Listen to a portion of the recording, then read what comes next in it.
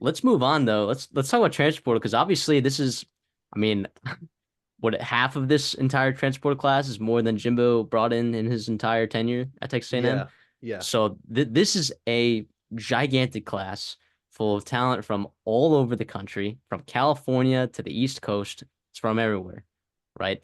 There's a couple players to highlight this, of course. I do want to ask you. I know you have some players that you want to talk about for sure, but I do hmm want to ask you in terms of Desricks and Nick Gordon. Were you surprised that A&M, that Mike Elko and his staff was able to turn around so quickly and snag elite, high-level transfer portal talent like these guys? Was I surprised? Yeah, I think I was surprised. I think he exceeded my expectations. I think the class as a whole exceeded my expectations. And yeah, I think so. I didn't expect for him to hit the ground running the way he did. I wouldn't have been surprised if a couple years down, a guy like Elko got to a point where he could get classes, could get guys like this. But for him to bust onto the scene and all of a sudden, I don't know if I didn't, I guess I wasn't following it closely enough.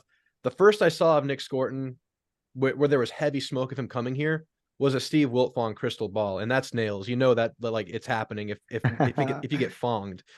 And just when I saw that, yes, I was surprised. But talk about a guy who's probably a day one starter. That's hard to come by in the portal. I mean, not every program gets that kind of guy. And there's some talent on this D line still that he will be playing over, I believe. That's just a huge guy to get. The leading sack man of the Big Ten. Is that right? Was he the leading sack getter in the Big Ten? I mean, that can't be overstated. That's huge. And then Des Ricks, you're still looking at potential there, but a super high profile guy, 5-star out of high school, obviously. I think he was an early enrollee, or he declared a year early, so he's younger. Yeah, yeah, he was the number one corner in the 2024 class. So he would be the number one cornerback in this incoming class, but Yeah, instead he reclassified, was still a top five corner, and then just got a year in Nick Saban's weight room over there at Alabama. So absolutely. You get the red shirt with Nick Saban, and then he comes to your program. You have 4 fresh years with him. So yeah, we'll talk more about the DB Hall in a second, but that guy obviously in a major position of need. And then Nick Gordon just getting a monster on the defensive line. yeah, absolutely. And CD, Crazy, awesome. I'm sure you can testify, CD, that Nick Gordon is the real deal. He was. Oh yeah, yeah. He was a monster. He decimated Minnesota and everybody else in the Big Ten. Like the fact that yes, you mentioned he led the Big Ten in sacks, which is super impressive. But you have to think he was playing in the Big Ten West, where teams don't throw the ball a ton. And so to have the limited reps and exposure to that, and to be the focus on that D line and that Purdue defense that was not very productive outside of him, and he still competed. Obviously, he's a College Station guy, right? Or Bryan Yep. County Yep. guy. So that's exciting. Homecoming for him and his family. I'm sure he's excited to wear the maroon. But yeah, he was a monster. And I think the best part about it, I thought, was it almost just like stopped bleeding. And all the national attention was like, oh, here's Walter Nolan, here's LT Overton, here's Evan Stewart, all these guys that are out, these 5 stars that are out of the door. Obviously, really good players in their own right. But to land a very high profile guy like Nick Gordon against some teams that really, really wanted him. And I remember when that happened, Mike Elko, he was supposed to take a couple visits, and like the rumor was like the first visit he gets was the one he was going to commit to, and Mike Elko and staff got him on to visit them first, and obviously the visit lasted longer than it was supposed to, and that was obviously a good sign. That's when the Wilt Fong crystal ball came in, and then obviously the announcement came, and I know A&M's fans everywhere, were very excited, and I'm sure Mike Elko and Sean Spencer were too. Huge. Absolutely. Drew, let me ask you this. What are who are some guys that we should be looking out for in this class? It's a gigantic class. I'm not going to ask you to go through every single player, but give us some players that we should like. All right. So going hand in hand with Nick Scorton, who is obviously a monster. And one more thing about him, he has a strong side defensive end build. He's 6'4", 280, but he's still putting up defensive end edge numbers and can play that role. It's kind of crazy. I mean, I think back to like Mike Clemens kind of vibes. I don't know. I can't wait to watch him play. I'm excited. But hand in hand with him, Cassius Howell out of Bowling Green, another 10+ sack guy. I mean, kind of a position of need. You have a couple of defensive ends at Texas A&M. You have a couple of edge guys you're excited about. You think about Eni White. You think about Malik Silla. These are all guys that have needed some time in the weight room to get big and to really come into their own. They've gotten more playing time over the years, but a guy like Cassius Howell fits into this rotation perfectly. I'm really excited to see excuse me, I'm really excited to see what Mike Elko does on third downs, because I think back to like 2020 or 2019 or whatever when he was here, the third down packages he would throw out with like Clemens and Tyree Johnson on the outside and moving DeMarvin Leal inside. He had like Bobby Brown who could rush from the inside. PV was a big guy who could also rush from the inside. With all these different builds he has on the defensive line, and like a guy like Nick Scorton and Shamar Turner that are just like these hybrid freaks, I am so excited to see what he can put together in these package situations, like these third and longs. And then a guy like Samu Tamuamu Pepe, the giant guy, I want to see them utilize him in these goal line situations. I'm excited to see him play around with these characters, man. It's exciting. So Cassius Howell, another great edge rusher, super excited about him. Let me pull up my notes. I have a couple of guys that I've been pretty high on. Okay, well, let me ask you real quick while you're pulling that up. Yeah. So with the addition of these two edges, do you think it's confirmed that kind of they're planning on moving Shamar Turner to more of a 3 technique permanently? I think so, and he's gotten bigger and bigger every year. So yes, Yeah, yes. I think he's inside. I do, and I think you can move him outside if you need to, if you want to show a different look. And I think they will, just to throw the offensive lines off. But yeah, I think he's starting at the 3 tech this year. I do. I've already been visualizing on my show. I'm thinking like Shamar Stewart and Nick Scorton outside. You just start the 2 hybrid guys. You don't start with a true edge rusher on first down. You can if you want, but these guys can take care of both sides of things on first down, I think. And then you have Shamar Turner inside. And then you can take your pick. It's like Gabriel Brownlow, Dindy, DJ Hicks, Albert Regis even could start there. You have some guys to play with right there. So yeah, man, can you believe that we got Scorton, got some other guys in the portal, and then Shamar Turner announces he's returning? Like on top of that, Dude, that was the cherry on top. yes, it was crazy to see. It was awesome. And then that actually leads me to another guy I had on my list, kind of an under the radar guy in the portal that I actually think was kind of an important pickup. Wisconsin, D lineman Rodis Johnson. He's played a lot. He's not really a high profile guy. Maybe CD you can speak to this more, but I think he's the kind of guy that when you lose a guy like Albert Regis, you lose a Walter Nolan, you lose some depth inside on your D line. He can fill out a rotation. He can play. You can put him in there if you need to spell guys or you want to give a different look. So I'm excited to get a guy with experience in there to immediately be able to fill out your rotation. What do you think about that, CD? Do you have any inside info on Rodis Johnson? Yeah, I mean, he's a fine player. He's not a guy, obviously not the headliner that Cassius Right. Howell and Nick Scorton are. But again, like another body to be in there. And again, you mentioned like the versatility that Mike Elko loves to play with and like the different bodies he's bringing in. Cassius Howell, a little smaller, a little slenderer. Obviously, Nick Scorton, a bigger bodied edge. And obviously, you know, the guys, the Gabriel Brownlow, Dinley, everyone else there, and the things he can do with them. Yeah, I think that's what you need. And it gives Mike Elko the tools to really get after it. I don't know. I mean, DJ Durkin kind of had that for a couple of years. I don't know if he really took advantage to it, and now he takes his talents to Auburn. So good luck to Yeah, your his SEC talents, West right? rivals. His talents, his talents. Yeah. I don't know if you've watched this long enough, Drew, but there are opinions about DJ Durkin on this show. There are opinions. Oh, I can imagine. I can imagine. I don't think I've caught any of those, but now that you're hinting at it, I think I know where you would take that. Yeah, yeah. So good luck to Auburn. Yeah, good luck to Auburn. Good luck to Auburn. So, Drew, any other players that you want us to keep Yeah, our eye out for? I'll do one more defensive guy. And honestly, this is take your pick at defensive back. I went with BJ Mays. I'm from San Antonio. He was at UIW for a couple of years. Seems like he's just kind of moved like this throughout his college career. Now he was 1 year at UAB. Great job. 41 tackles, 10 deflections, 2 interceptions, productive guy. But really, I'm excited about getting all of these defensive back bodies into the room, because not only did you lose some corners, you were just bad there last year. So I'm calling it like the battle royale for the cornerback position, because you have like 10 guys now that are going to go fight for that. And of course, you think like a Des Ricks might have like the edge in that. Do you know anything about Tyreek Chappelle? He hasn't committed anywhere yet, has he? He hasn't. He's coming back, I believe. I think so too. I think his dad posted a picture of him in an A&M jersey a couple of weeks ago. I'm leaning towards it, but I don't want to, count my chickens before they hatch. You got a lot of defensive backs. You got a lot of big defensive backs. Apparently, Elko loves himself a giant corner, because he got like 4 of them in the portal that are like 6'3". Great stuff. But BJ Mays, I'm high on him. Des Ricks has a chance. There's a bunch of guys that have a chance there. But moving to the offensive side of the ball, I think A&M is actually pretty set for their starting group offensively next year. outside of the portal. I think they're secure in the running back rotation. I think they have as good a chance as ever to have a good O-line based on just having so many upperclassmen and experienced guys in there. I mean, if you're not an upperclassman, like you think about a Basantis who has a year of starting under his belt, you're going to have a chance to find someone, I think, from within. You also pulled some guys from the portal, I think 3 portal offensive linemen, if I'm not mistaken.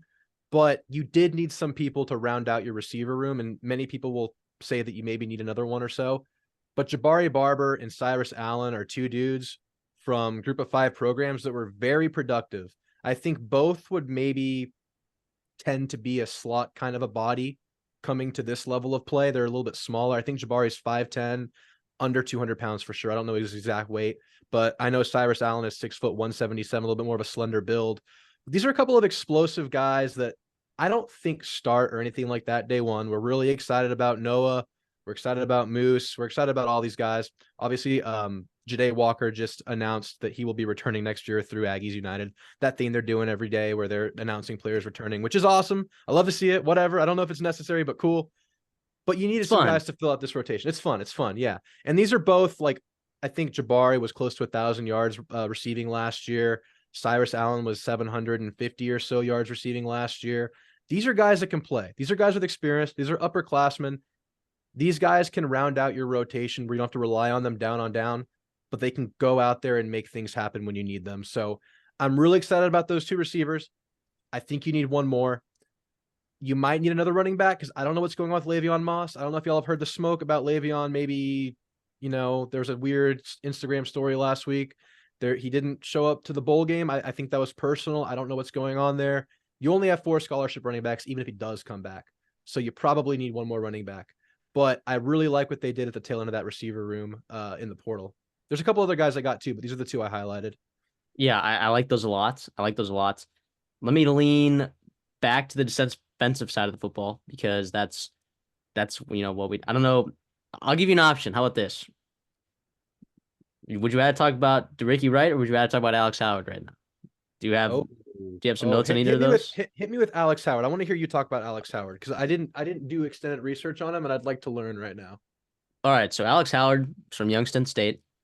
Okay, he's pretty tall. He's not necessarily your thick guy. Tons of speed, right? And there is footage of him playing Division I football because they played against Ohio State, and that was easily his best game by far. He had like 8 tackles, 2 tackles for loss, a sack. His closing speed is pretty ridiculous. And you lose Edge Cooper, Daniel Jeremiah has Edge Cooper as the 20th ranked prospect in the NFL draft. So you can kind of understand what that means for A&M's defense to lose a guy like that, a guy that just ate up blocks, was really good in coverage, knew where to find the football. He was really good. Okay, so they found Alex Howard. Maybe he can replace. I don't know. You got some other guys there coming up. Does Damian Sanford get some time at linebacker? I don't know. So Alex Howard, I like him a lot, but we'll see. It's throwing darts sometimes when you're recruiting guys up from the lower divisions of football, not just conferences, the lower divisions. So we'll see how that works. A ton of experience, man. I mean, yeah, he could come in and make some noise right away. That linebacker, the linebacker starter next to Torian York, that's going to be another hell of a battle. I don't know who's going to emerge in it, but that's a situation where you have so many, at least decent options where I'm going to feel pretty good about whoever emerges from that battle.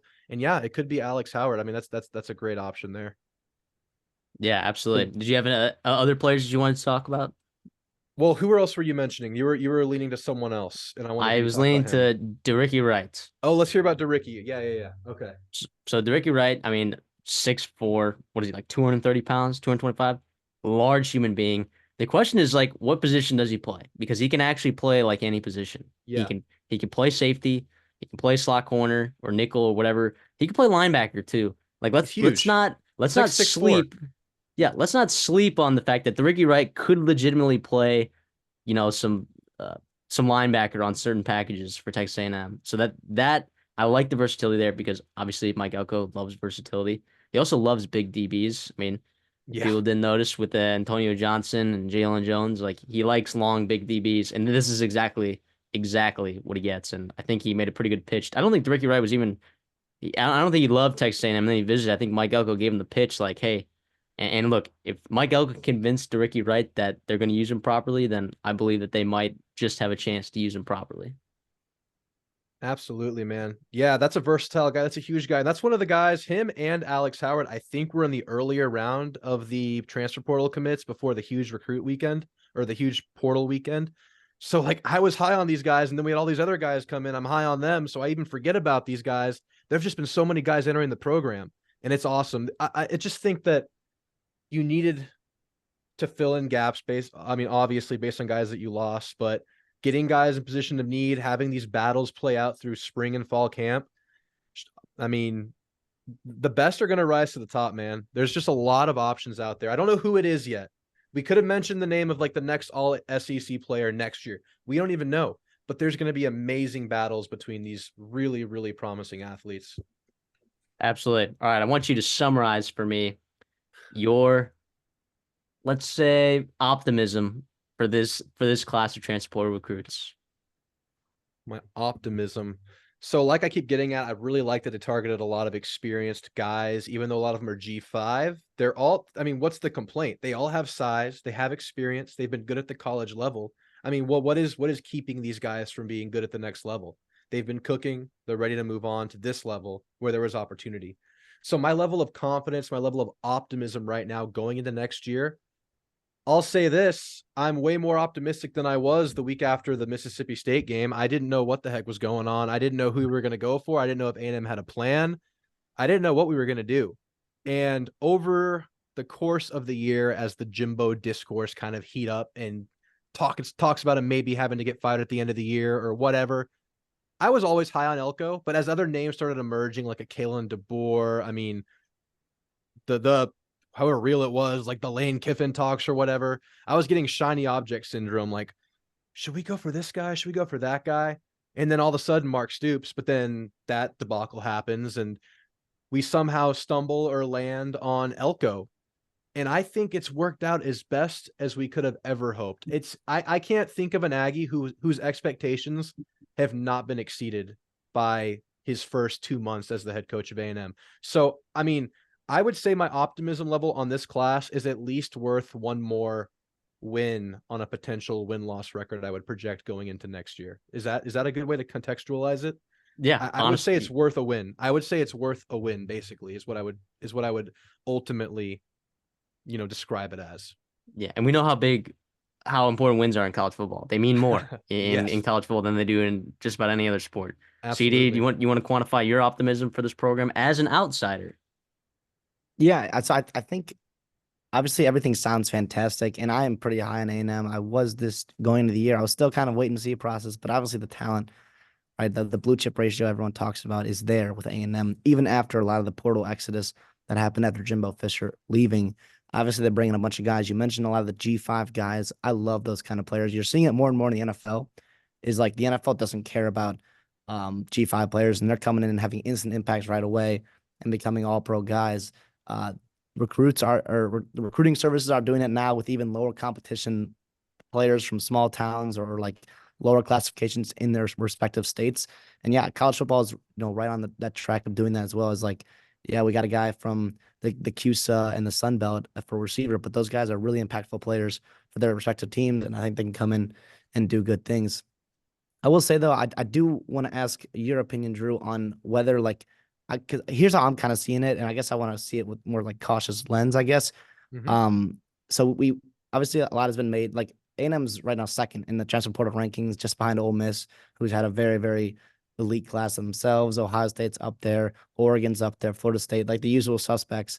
Mm-hmm. But obviously, how often does that translate to wins? Like, is this a formula for sustained success? Is this a formula for like immediate turnaround for the program? I don't know. To me, I feel like you have to have a base ground of elite talent through the high school recruiting, and then you can supplement it with certain needs. And it seems like this is that kind of roster where like a team like Florida State has some pretty good talent, and then they can build to the transfer portal as well when in a coaching change like Mike Norvell did. But obviously a program like Colorado, right, who's just trying to fix it all in one year, and obviously you saw the bottom kind of fall out. Those were a little bit high expectations for after that great September they had, but regardless, I think the point still stands.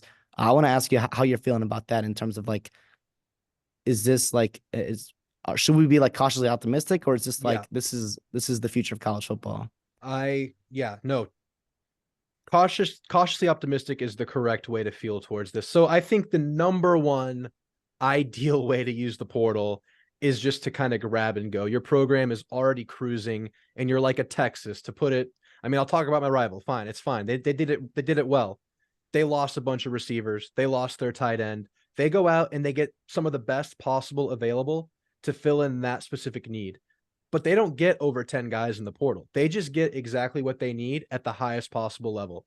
Ohio State, I don't even know if they really needed the guys that they got, but getting Judkins and getting Caleb Downs, you're getting the best of the best because your program is already fine. You already have your base. You already have the bulk of your roster built out with the guys you want it to be. And I think that's where you want to be in this sport right now. Now, a lot of people are saying, well, getting 15, 20 guys in the portal, that's going to be normal going forward. Maybe. It's hard to forecast it. It's hard to predict it.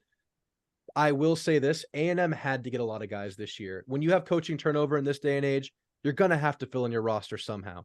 Players are going to leave when you lose a coach because you lose the assistants. You lose the guys that recruited them. You lose the guys that thought they were going to play for. So you have to fill out the roster somehow. A&M could have just filled it with bread or guys that weren't good. They got some quality dudes. So we feel really good about the class they put together.